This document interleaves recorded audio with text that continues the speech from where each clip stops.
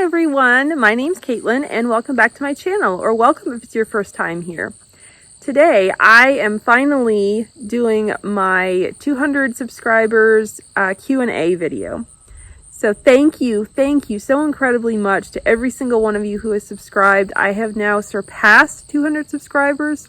At the time I'm filming this, I am currently at 260 subscribers, which is incredible. Thank you all so much. And yeah, thank you so incredibly much to all the lovely friends who asked me questions for this Q&A. So yeah, I'm going to jump right into answering those questions, and yeah, let's get to it. Okay, the first questions are from my friend Lucy over at the Lucy Chronicles. She is a fellow booktuber and she is awesome. You need to go check her out. I will have her channel linked down below. So yeah, be sure to check her out. The first question she asked is, what is your favorite food? I love Mexican food. I love Italian food. Those are probably like the two main like types of food that I love. But I mean, I really love all kinds of vegetables. I love desserts, of course. I love cake. I love cookies. I love cheesecakes. I love brownies. All kinds of desserts. I love salads. I really love pickles, like to the point that, I could eat a whole jar of pickles in a day if I let myself. Yeah, really love cheese. Really love cheese. Yeah, I'm sure there's a ton more stuff, but I think that's all I can think of for right now. That's that one. Then she asked, what's your favorite movie? Okay, this one actually got me thinking. I think I'm going to do in the near future, I think I'm going to do a whole video about favorite movies of mine, because I really love movies so much. So I think I'm going to do a dedicated video for that so that I can make a list so I won't forget any. But for right now, I'll just mention a few faves. One of my favorites is Return to Me. Also love Tuck Everlasting. Another one I love is Wild Hearts Can't Be Broken. I love the 2005 version of Pride and Prejudice. I love Northanger Abbey with J.J. Field. I also love some like classics. I love Bringing Up Baby. I love The Philadelphia Story. I also love another one called Mr. Blandings Builds His Dream House. That one is delightful. Basically, I just really love Cary Grant. Yeah, so I think that's a good start. And then I look forward to sometime in the near future filming a dedicated favorite movies video. So I'm really excited about that. Okay, then Lucy asked, what was the last show that I binged? Well, I think I've talked about it a couple of times on this channel, so you might be able to guess. But if not, it was Friends. Yes, it was Friends. I know I'm probably one of the last people on the planet to be watching it. I've known about it, since I was a kid, and seen an episode here or there through the years, but never actually watched it until this year. I got hooked on it, and yeah. This summer we ended up binging all the seasons, and yeah, I just love it so much. It's become an absolute favorite, and yeah, I watch at least a couple episodes most days. So yeah, I love it. I totally get that it's not for everybody, and that's totally cool, but yeah, I really love it. Yeah, I love all the characters, but Joey and Phoebe are probably my two favorites. So yeah, if you ever want to talk Friends, just, shoot me a message on Instagram or whatever, because I would love to chat about it. So, yeah. Okay. Then her next question, Lucy's next question, is a hyped book or series you refuse to read, and why? Okay. The only one that I could really think of for this is one that I know is probably going to hurt a lot of people's hearts, and I fully understand why it's popular and why, I'm sure that it is an incredible and amazing book, but I just can't bring myself to read it. And that is The Extraordinary Deaths of Mrs. Kipp.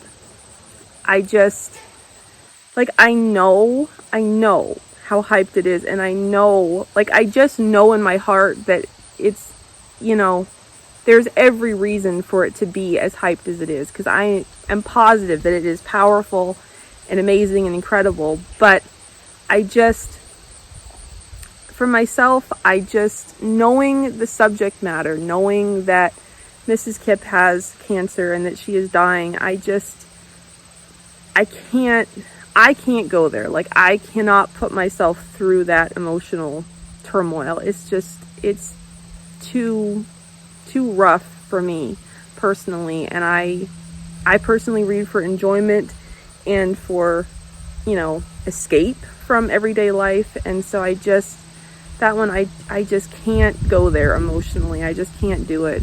And I don't really have a reason why. That's one thing I did want to mention is I think sometimes, and I know I feel this, that sometimes it's like if something is triggering for you, you kind of maybe feel like you need to have a reason why that is. But I don't think you do. I mean, if it's triggering, it's triggering. I don't think you really need a reason. I mean, for me, yes, there has been cancer in my family in the past. I have, thankfully, thank you, Lord, I've never lost a relative to cancer. And there's no, like, obvious reason why that should be triggering for me, but it just, I don't know. It just is. It just is. So, yeah. That one I don't plan on ever reading for that reason. So, okay. Then Lucy's last question is my dream job.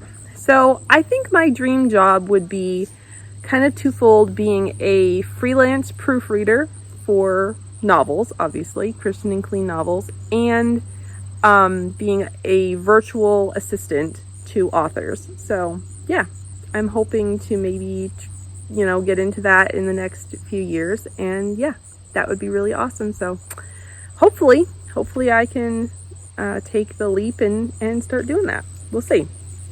Okay. Next, my friend Katie over at Paperbacks and Ponytails, who is also a fabulous booktuber. Be sure to follow her. Her channel will also be linked down below. She asked, what is your favorite thing about BookTube? Well, my favorite thing about BookTube by far is the community that I get to be a part of and the friends that I have made with you all. I'm so grateful for you all. I truly am. And I love you all so much. It's the best community on BookTube, best community on the internet in a lot of ways. So yeah, I'm so thankful for you all. And then she also asked, what's your least favorite thing about BookTube? My least favorite thing about BookTube is trying to manage my time well. Trying to balance, filming videos, getting videos edited so that I have content coming out regularly, which is something I've struggled with since I started my channel, and I've been trying to be better about that. But it does take time. It does take time and effort to keep a channel going, and that can be a struggle because life happens and things are going on in life, and I try not to put too much pressure on myself. Schedules are not set in stone and whatnot, but I also I want to do it, and I also don't want to push myself too hard and get burned out either. And then also there's the other part of that, which is it's a struggle to balance all that with everything else that I have going on in life, and also find time to watch other booktubers videos as well, because I really want to. I want to support my fellow booktubers and my friends and watch their videos, but that takes time as well. So basically it's just, I don't know, I haven't figured out the time management portion of it, I guess. So hopefully that answers your question, Katie. Thank you so much. Okay, the next couple of questions are from my friend Chris over at Keen Cat, who is another incredible booktuber. She's a delight. Be sure to go check her out. Her channel will also be linked down below. Her first question is, what is the craziest book-related thing you've done? Okay, so the only thing I could come up with was a few years back. I don't even remember how many years ago it was now. I guess it was actually 10 years ago. I think it was 2014. So I had read When a Heart Stops by Lynette Eason, and I'm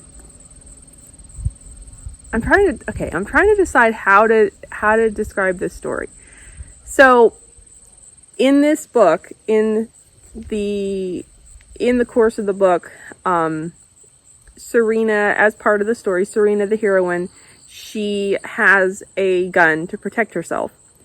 And for me personally, I am not, I don't come down, heavy one side or the other on, gun issues.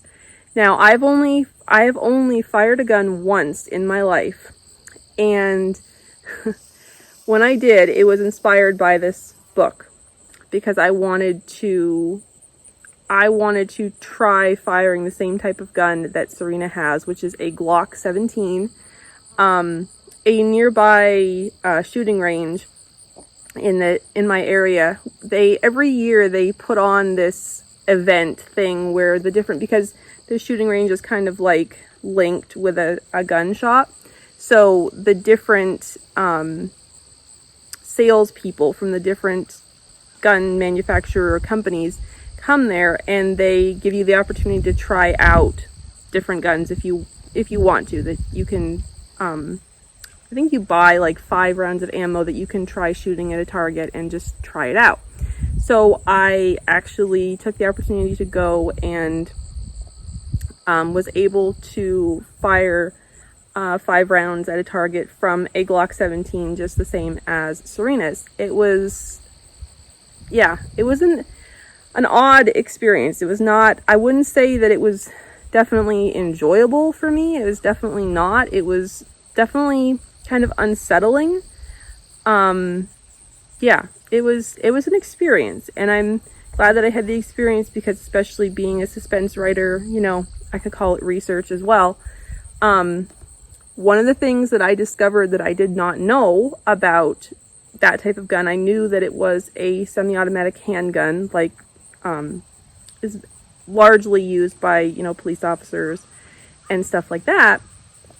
I actually discovered through the process of being shown, this is how you load this gun, this is how you fire it. I discovered there is not actually any safety on that gun. So yeah, that was a little scary to me, and a little unsettling, because the way that particular gun is designed, it can hold up to 17 bullets at once. And there is a slide on the top of it that you slide it back, and that pulls a bullet up from the clip into the gun, and is ready to be fired. And then once that is done, you can, in theory, shoot 17 bullets as fast as you can pull that trigger without having to do anything else. And that to me was very, that was scary and unsettling to me. So yeah, that was kind of a crazy thing. And yeah, I mean, it was a good experience. Good to have it for, book research, possibly in the future, for my, to be able to write my hero and heroine potentially more accurately, but is definitely not something that I have any plans to repeat. But yeah, and that was a long and meandering story. So hopefully that answered your question, Chris. Okay, and then her other question is, have you ever shared your mental health journey? I don't think I really have. I've shared a little bit here and there, but I don't think I really have done much. But there's also not, I mean, there are a few things to share, but there's not a ton either. So I'll try to get into it. So I struggle a lot with worry, anxiety, overthinking. I have never personally been to a counselor or, anything like that. So I don't have any official diagnoses of anything. But they are definitely things that I struggle with and have struggled with for a long time, a huge part of my life, really. and still struggle with them. It's still, I do not have it all figured out. I am not, it's not something that I'm free of, sadly. But it's definitely a journey that I'm still walking, and things, something that God and I are still working on. And yeah, I'm kind of figuring out what is helpful to me, and trying to learn as much as I can about how to, when I am struggling with worry and anxiety and overthinking, how can I, fix my focus on Jesus? And I have a few books that I've been reading through lately that have been helping me, so I thought I'd just go ahead and kind of share those. So one that I read just recently, just last month actually, was it's called Winning the War on Worry by Louie Giglio. And this one I found so helpful. It's such a short book, but you can see, maybe you can see how much I tabbed it up. And yeah, I just found it really incredibly helpful, and will definitely be referring back to it again in the future. So, highly recommend. Okay, and then I am currently working through the Get Out of Your Head, A Study in Philippians by Jennie Allen, and this has been profound and has been helping me so much. I'm working through this with my incredible small group. You guys know who you are, and I am so incredibly thankful for each and every one of you. And yeah, so highly recommend this as well. Even though I haven't finished it yet, it is so good. And then another one I've been working through is called Breath as Prayer by Jennifer Tucker.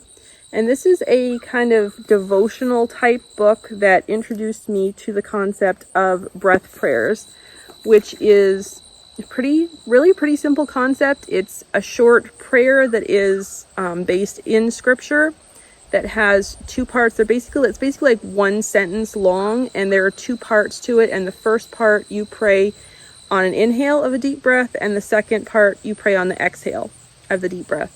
And so it combines prayer and focusing your heart on the Lord with deep breathing exercises, which can help as well physically with anxiety. It's known to help. And then with the added incredible benefit of prayer and focusing on Jesus, I have found these helpful. I have not done a ton of them, but I'm planning to do more in the future, and it's definitely something I've found helpful. And I love the whole concept because they're short, they're easy to remember. You don't repeat them. You repeat them a few times until you start to feel calmer, but you don't repeat them mindlessly by rote.